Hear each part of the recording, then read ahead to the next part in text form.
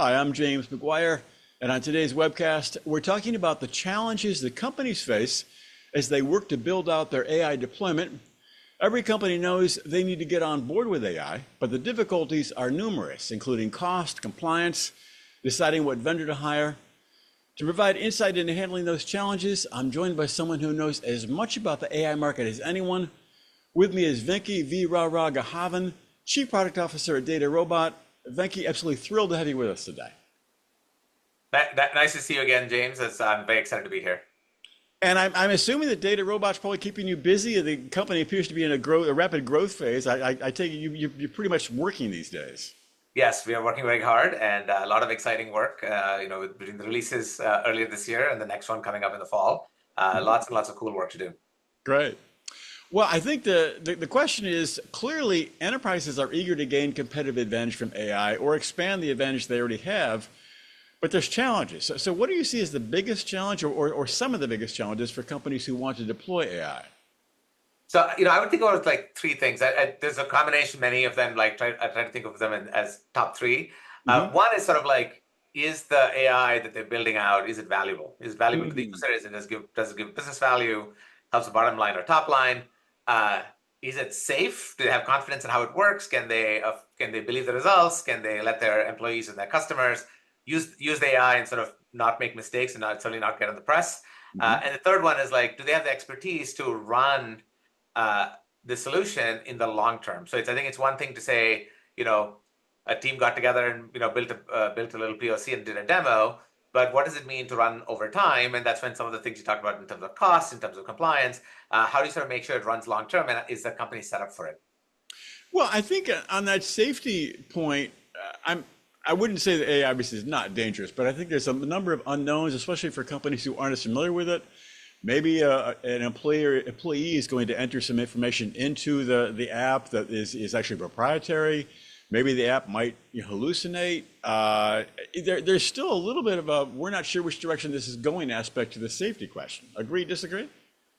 No, absolutely. I think that's, we talk about it as there's a confidence gap. It's not that it doesn't have benefit and that, it doesn't have a lot of huge promise. Absolutely does.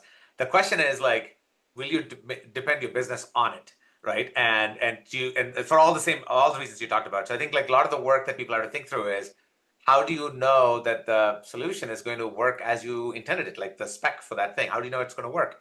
What do you do when it doesn't work? And that's one of the key differences, that change from like sort of plain software to machine learning, is that machine learning is stochastic. So you don't know it's always going to do the right thing, always give the right answer. And so the question is, how do you build the systems in place for this business process, the UI, that really solve for what happens when it doesn't do the right thing? So imagine you said someone does provide uh, PII data to the model. Do you know it first, and then what do you do about it second? And so I think like that is kind of what we call the confidence problem, and I think that is definitely keeping a lot of interesting POCs from going to production, because they just haven't quite nailed how to sort of make sure that they can control it and understand what it's doing in at runtime. Well, okay, that makes perfect sense. I want to make sure I give you mentioned these three challenges and you addressed that one. Are you able to address the other two? Sure, What is sure. the answer? Is there's an answer? I'll certainly give you my point of view on that. So, on the value front, which is like, is it valuable? I would say last year, when there was massive FOMO with Gen AI, Right. everyone just sort of got in there and sort of did something, right? And Sure. so, Right. which is good, and you learn a lot, and then you realize that, okay, not everything I did is necessarily valuable for the cost that it has. So, value is like, cost against benefit.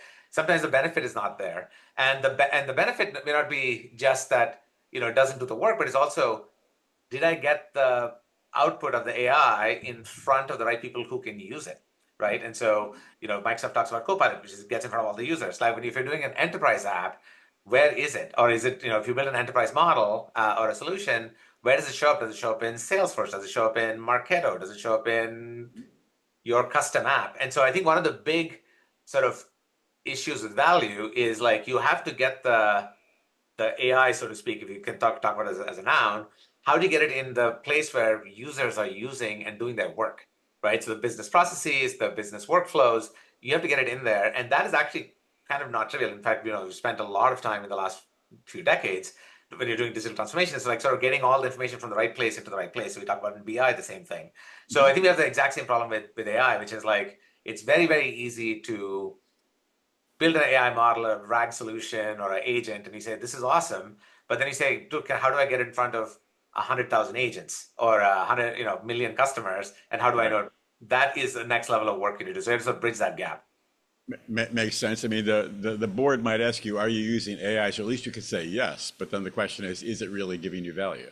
That's right. And then when you start getting the bill, then you start wondering like, hey, look, I see, clearly the board liked it or the execs who saw the demo liked it, but then the question is like, who's going to pay the bill if not everyone's using it and you can't measure it. So I think that's one of the big things I would say, that we certainly have a point of view. It says like, instead of just counting on novel new techniques, obviously there's a lot of novel new techniques going to come out, like these agentic workflows, but there are also like simpler ways. There are existing workflows that you have.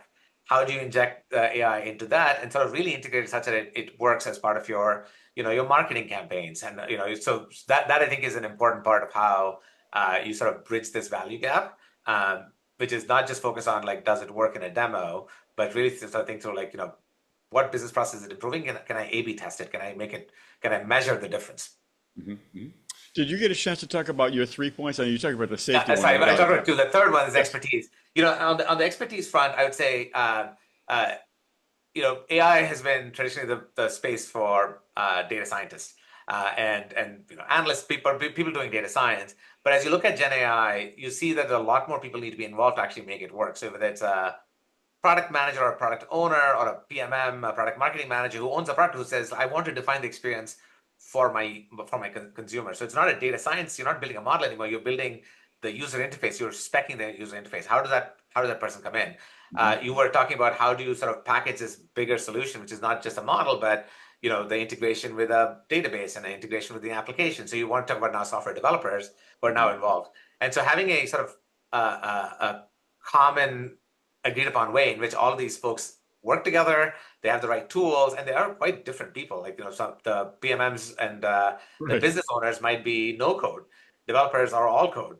How do you sort of pull something together that makes that work? I think is the third part of sort of the tool chain that we have to develop and we have to sort of adopt to actually make solutions work at scale.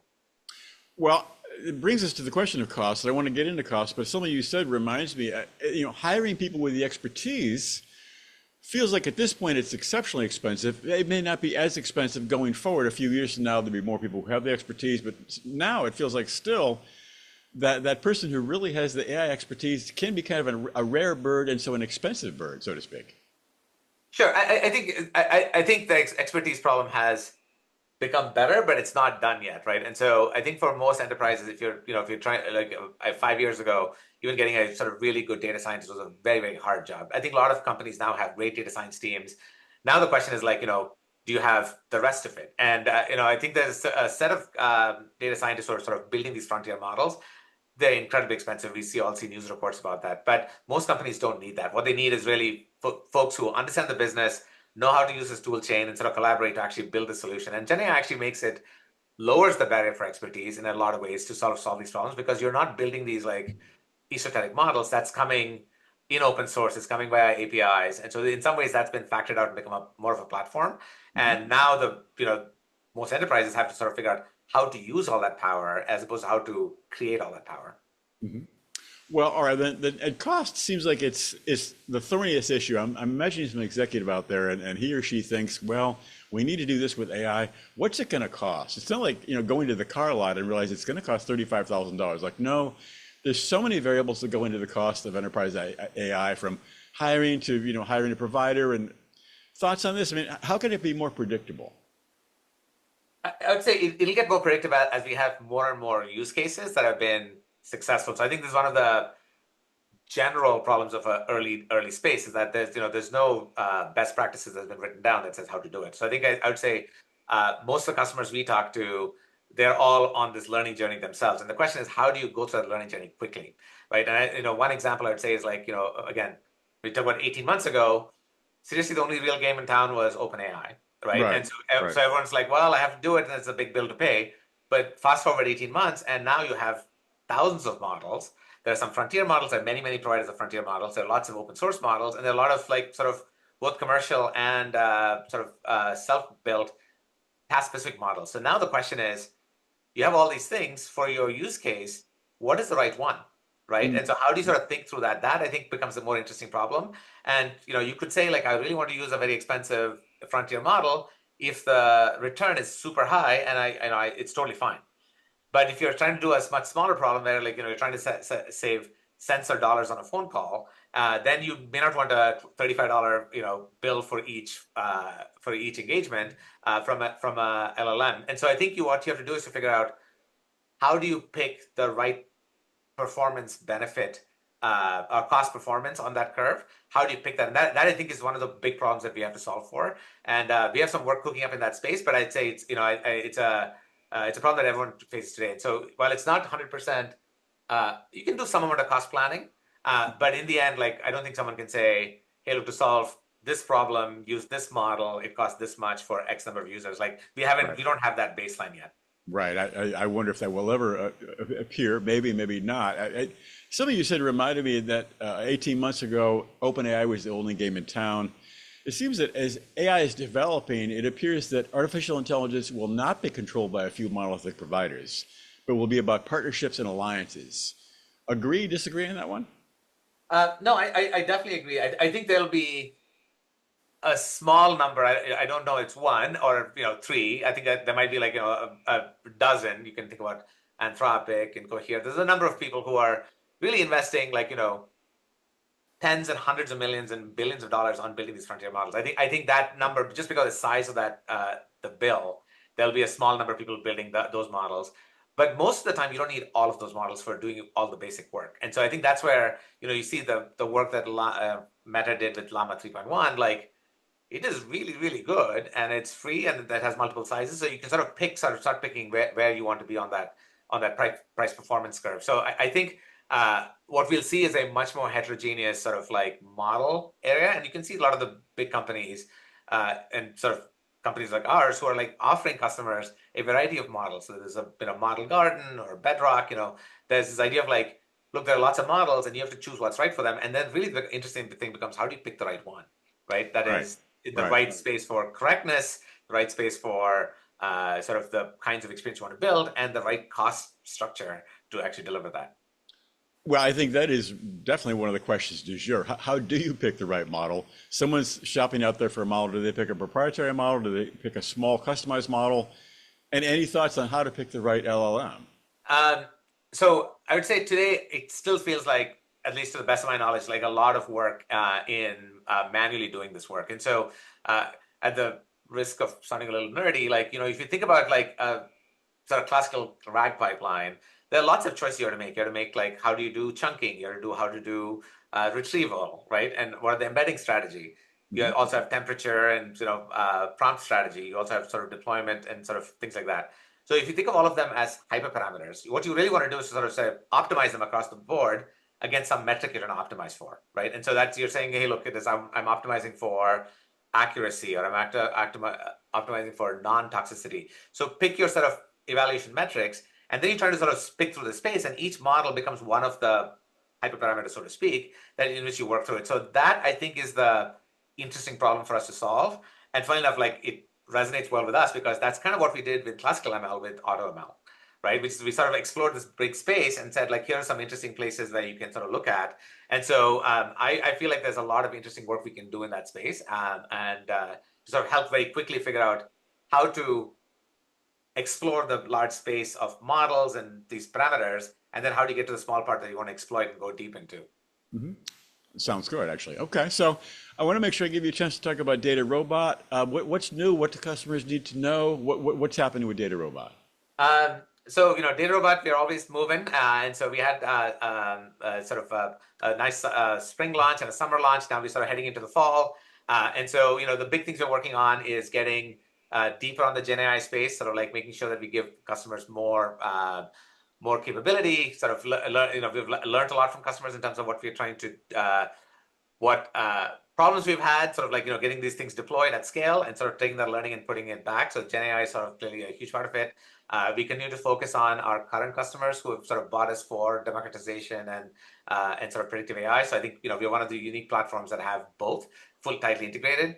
And then I think the part we're also sort of very sort of focusing on is trying to figure out, we talked about the value gap. How exactly do you specialize and sort of create this end-to-end sort of flow that is sort of like that's repeatable, right? And so that way, customers can say, hey, look, I solved this churn problem once. I want to do it again for a different department, or I want to do it for a different use case. How do I repeat and sort of like? And so we think about this sort of like, how do you sort of templatize, so to speak, a solution, and then sort of repeat it over and over again. I think that's going to be one of those things that we have to develop as an industry to say, what is the best practice? Can I see it in code, and then can I improve it? Because that's kind of how software developers think about work. And so I think that's the space I think we're sort of like doing a bunch of work. I don't want to sort of out myself and sort of like scoop myself. So I want to wait for the launch to actually talk about all of that work. Sure, sure. You used an interesting word in there. You used the word democratize, and I think when I think about the future of artificial intelligence, enterprise AI, it's going to be about democratization, and that's going to be accessible to all people in many different layers of the organization. Apart from that, the future of enterprise AI, does it involve democratization to you, or what do you see when you look to the future of enterprise AI? I definitely think democratization. I think, but I'd say democratization, especially in my line of work with sort of our history, has had sort of a little bit of a sort of an asterisk hanging over it, which is like we talked about data scientists who are doing code, and then we said like there's the citizen data scientists who can build all this stuff without any code, and that has sort of been mixed. We've certainly found some, but it's not as many citizen data scientists as the entire industry expected. But I think that there is democratization a different way, in the sense that more of your employees will be involved in either building AI or in sort of consuming AI, and sort of having a system and a tool set that'll help sort of support that, I think is definitely in the cards. I don't think it is sort of, a high priesthood of data scientists who can sort of, describe the answer and everything works from there. It will be a lot more sort of built out across the company. We talked about, marketing managers and product owners who can decide how, what the voice of their bot is. Right. All the way to like software developers who are going to be integrating all this and making sure that it runs at scale. So I definitely think of democratization in a different way now, relative to sort of how we started it about maybe 5 years ago. Well, and one last thought. I mean, the idea of, no code AI, it seems like it's almost an oxymoron. I can actually build an artificial intelligence application, with a no code platform. That's pretty wild. That seems to open up a pretty big door. It does, and I think Gen AI has helped it a lot, because the before we had drag and drop and things like that sort of on the UI, but now we can actually use a natural language interface, and using a lot of the code gen capabilities, you can actually do a lot more with it. You can sort of say, hey, look, I want to do a SQL script, and I can go do data prep for it. I can use Gen AI to actually work with a model to actually explain what the model is doing. So you can say, hey, you predicted churn with some thing. Tell me why. Tell me which cohort, and tell me, what are the reasons. You don't have to know. You no longer have to understand very esoteric charts. You can actually talk to the model. So I think there's a lot more. Gen AI definitely massively changes the set of people who can interact with AI and use AI. So I think that's absolutely true. Mm-hmm. Becky, I think you said it. Fascinating as always. I learned a ton. Please come back and talk with us again sometime. Anytime, James. Happy to be here, and thank you again for the opportunity.